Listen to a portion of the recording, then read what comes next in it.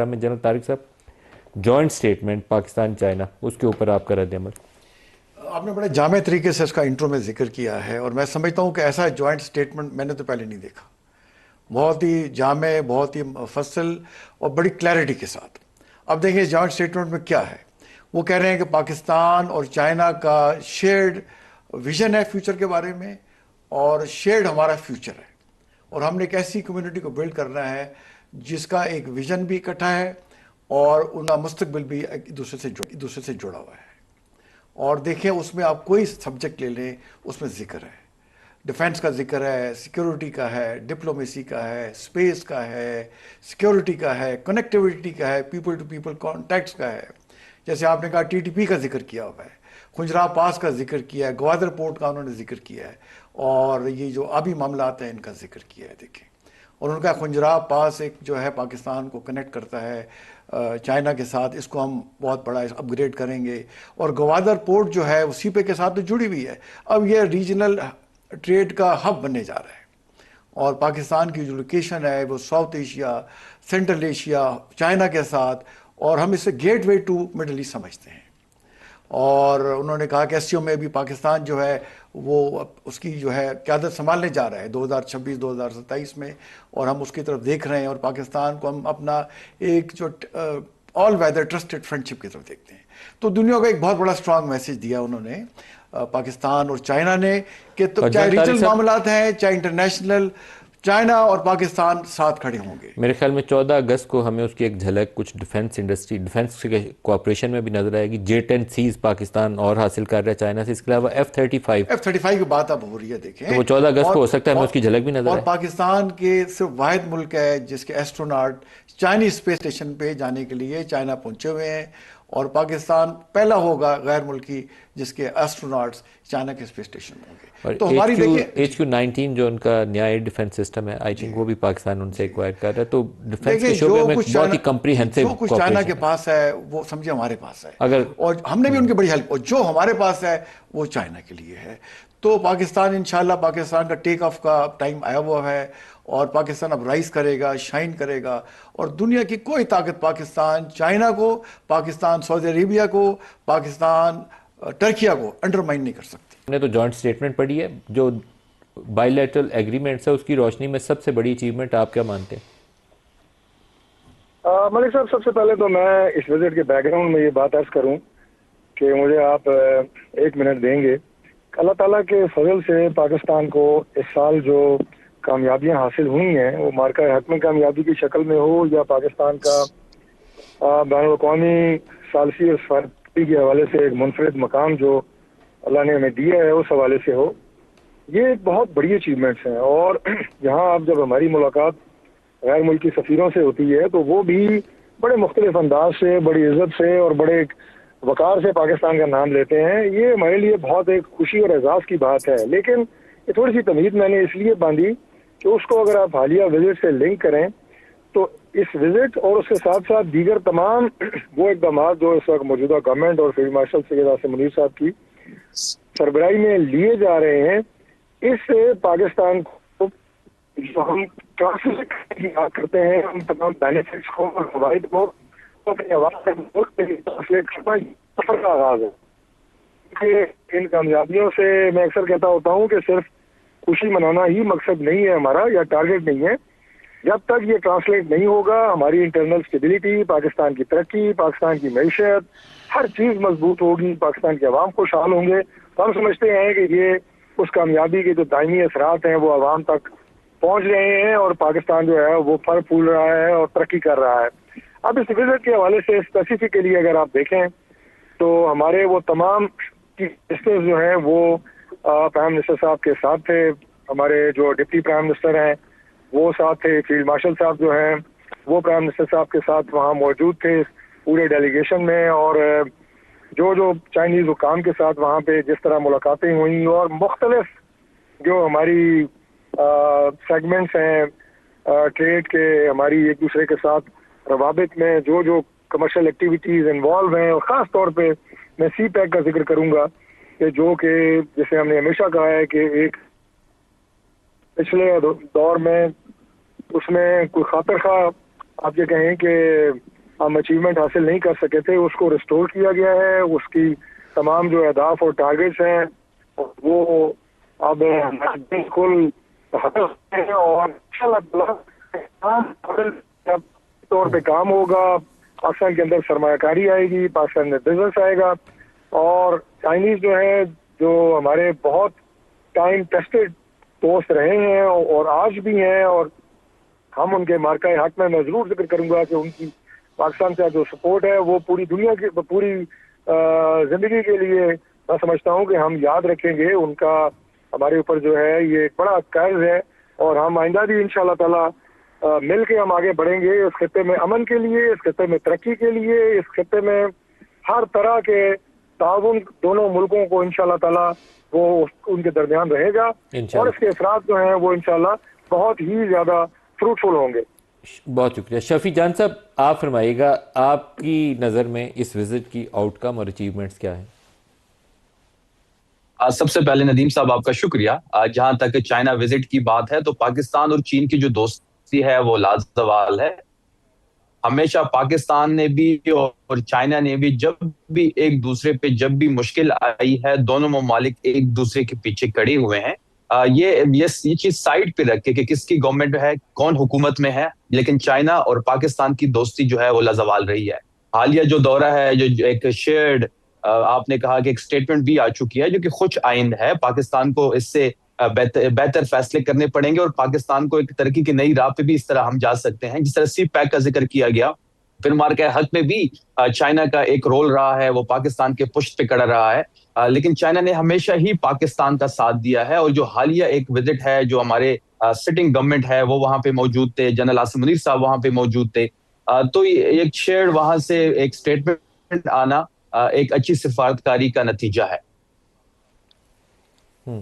शफी जान साहब, जो दूसरे टॉपिक की तरफ भी आपको लेके जाऊँ, ट्रंप साहब ने ईरान वाले मुआहदे के साथ कुछ चीज़ों को जोड़ दिया। मुआहदे की इब्तदाई शक्ल अभी एक फ्रेमवर्क सा या एक लेटर ऑफ इंटेंट सा दोनों ने फाइनलाइज करना है, जिसमें 12-14 नुकात होंगे। फर्दर डिस्कशन उसके ऊपर करेंगे एक एक नुक्ते पे, हॉर्मोज पे क्या करना है, न्यूक्लियर पे क्या करना है। लेकिन वो 12-14 नुकात के साथ ही ट्रंप साहब ने एक नई पहले प्री कंडीशन के तौर पर कह दिया है कि ये ममालिक, इस्लामी ममालिक जो हैं, ये सारे इब्राहिम अकॉर्ड भी साइन करें और उसके अंदर पाकिस्तान और सऊदी अरेबिया का भी जिक्र है। पाकिस्तान की जो ऑफिशियल पोजीशन है वो तो मैं आपके सामने रख देता हूँ। पाकिस्तान की ऑफिशियल पोजीशन ये है कि जब तक दो रियासती हल to the satisfaction of Palestinian people वो हो नहीं जाता और प्री 1967 बॉर्डर की जो पोजीशन है उसके ऊपर एक फ़लस्तीनी रियासत मार्ज वजूद में नहीं आ जाती, हम कोई इस तरह का ताउन जो है वो उसकी तरफ गौर भी नहीं करने को तैयार। लेकिन आपका रद्दमल चाहूँगा ट्रंप साहब के बयानात और पाकिस्तान को क्या करना चाहिए। देखिए, पाकिस्तान को यहाँ पे एक प्रिंसिपल स्टैंड लेना पड़ेगा। जहां तक अब्राहम कार्ड की बात है तो आज भी हमारी एक पॉलिटिकल कमेटी की इस पे मीटिंग हुई है और इसमें डिटेल डिस्कशन इस बात पे हुई है कि पाकिस्तान को इस पे क्या स्टेटमेंट देनी चाहिए। अब पाकिस्तान को पार्लिमान जो है वो एतमाद में लेना चाहिए और फलस्तीन के बारे में जो इमरान खान साहब की स्टेटमेंट्स ऑन रिकॉर्ड मौजूद है, तहरीक इंसाफ उसके साथ खड़ी होगी। फलस्तीन के साथ पाकिस्तानियों के दिल धड़कते हैं। ऐसी कोई भी चीज पाकिस्तान को एज अ रियासत साइन नहीं करना चाहिए जिससे फलस्तीन जो कॉज है उसको नुकसान पहुंचे। हम कल तो ईद है, ईद के फौरन बाद इब्राहिम कार्ड पे हम प्रेस कॉन्फ्रेंस भी करेंगे और तहरीक इंसाफ अपनी पॉलिसी भी अपनी कौम के सामने रखेगी। ये आपने जो पॉलिटिकल कमेटी का तज़किरा किया, ये पीटीआई की पॉलिटिकल कमेटी ने मीटिंग की है, तो उसमें कौन कौन शामिल था? जी बिल्कुल, ये पॉलिटिकल कमेटी की एक मीटिंग हुई है। इसमें सलमान अकरम राजा साहब थे, मुजम्मिल साहब थे, डॉक्टर आरिफ अलवी साहब थे। जो हमारी स्ट्रेटेजी डेली एक मीटिंग होती है उसमें एक डिटेल इस पे गुफ्तगू हुई है और ईद के बाद हम अपनी पॉलिसी अपनी आवाम के सामने इब्राहिम कार्ड पे रखेंगे। बिल्कुल ठीक है। डॉक्टर तारिक साहब, हमने अक्टूबर 15 2000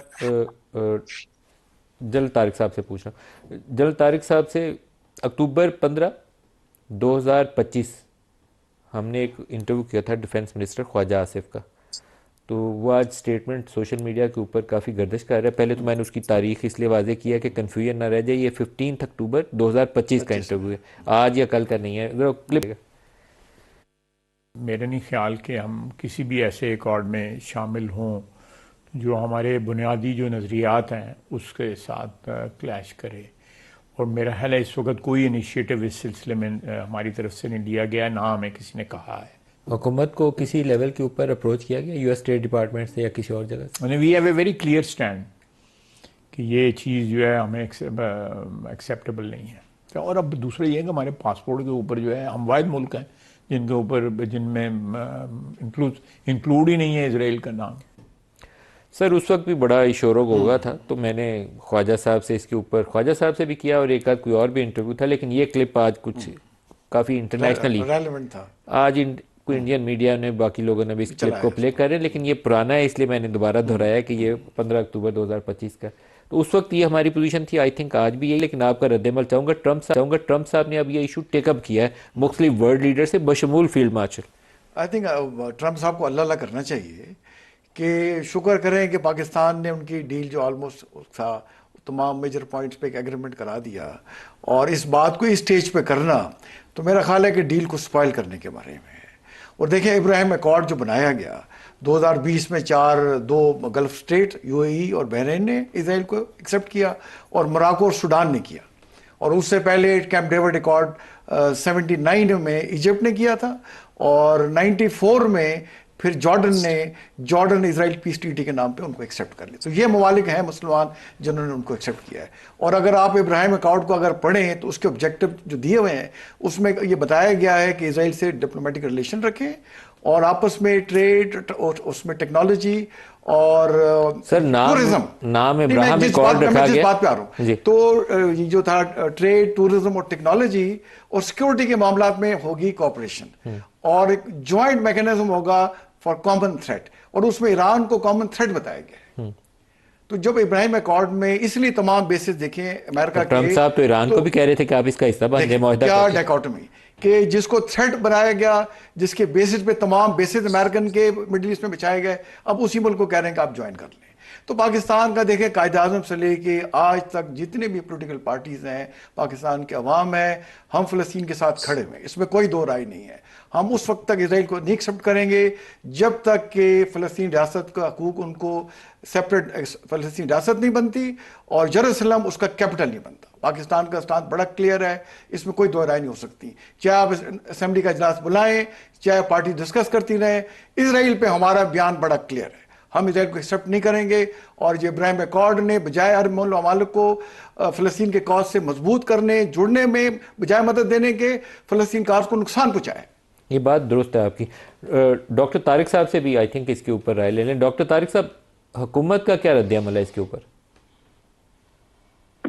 जी मलिक साहब देखें, अभी चाइना की बात हो रही थी तो शफी जान साहब का ताल्लुक अपोजिशन से है, लेकिन उन्होंने बिल्कुल हमारी कोई बात उन्हें पसंद हो या ना हो, लेकिन चाइना के हवाले से उनके और हमारे जज्बात सेम है। बहुत अच्छा बयान दिया शफी जान ने चाइना वाले मसले के ऊपर। मैंने इसीलिए उनका जिक्र किया कि मैं उसे अप्रिशिएट करता हूँ। इसमें गवर्नमेंट अपोजिशन की जज्बात भी सेम है, बयानात भी सेम है, अज़म भी सेम है। और ये रेफरेंस मैंने इसलिए दिया कि फ़लस्तीन के हवाले से भी हमारे जज्बात वही हैं, वो गवर्नमेंट है चाहे अपोजिशन है, और वो जज्बात है नो कम्प्रोमाइज। पैलेस्टीनियन इंटरेस्ट के ऊपर, फ़लस्तीनी बहन भाइयों के, माओ के हुकूक के ऊपर पाकिस्तान का नो कम्प्रोमाइज है। This is number one. दूसरी बात यह है कि, और हमारी गवर्नमेंट का भी नो कम्प्रोमाइज है, I must make it clear. दूसरी बात यह है कि जो ईरान और अमेरिका का कॉन्फ्लिक्ट है बिल्कुल एक अलग तनाजुर में है, उसके ऊपर पाकिस्तान के साथी की कोशिश की है, भरपूर किरदार अदा किया है, पूरी दुनिया उसकी मोतरफ है और वो नज़दीक है कि वो मामला जो है वो हल हो जाए। वो बिल्कुल एक अलग तनाजुर है। इससे ज़्यादा मैं बात इसलिए नहीं करूँगा कि फिर अगर कोई कैबिनेट मेंबर कोई बात करता है तो गवर्नमेंट की पॉलिसी की बात है। दोनों वालों की पॉलिसी मैंने आपको बता दी है, इसमें कोई अभाव नहीं होना चाहिए। बाकी क्योंकि इसमें मेन डोमेन जो है फॉरेन ऑफिस का है, तो इसमें जो ऑफिशियल स्टेटमेंट है, जो वर्जन है, वो फॉरेन ऑफिस की जिम्मेदारी है, लेकिन वो इन्हीं ब्रैकेट के अंदर होगा जिसमें पैलेस्टीनियन जो एक उनकी अपनी आइडियालॉजी है, सोवरेनिटी है, उनके राइट्स हैं, उसके ऊपर नो कम्प्रोमाइज, जीरो टॉलरेंस। और उसके साथ इस इशू को हल करने के हवाले से भी पाकिस्तान जो है वर्षों से ये बहुत करीब है। लेकिन मैं आपको ये जरूर कह दूं कि मैं नहीं समझता कि इन दोनों का आपस में इस तरह का चीज है कि दोनों एक ही वक्त पे साइन होंगे या एक वक्त पे होने चाहिए, ये ऐसी कोई कोशिश की जाएगी। ये बिल्कुल दो अलग अलग आप ये कहें कि मामलात हैं। और इनका आपस में कोई लिंक नहीं। मैं समझता हूँ कि अमेरिका और ईरान का जो कॉन्फ्लिक्ट है ये इंशाल्लाह ताला अल्लाह के फजल से पाकिस्तान की कोशिशों से बाकी ने भी जिन्होंने इस पे हिस्सा डाला है सब काबिल सताइश है, ये जल्द हल होगा और बाकी मामला जो है वो जो हमारी स्टेटेड पॉलिसी के मुताबिक आगे चलेंगे। और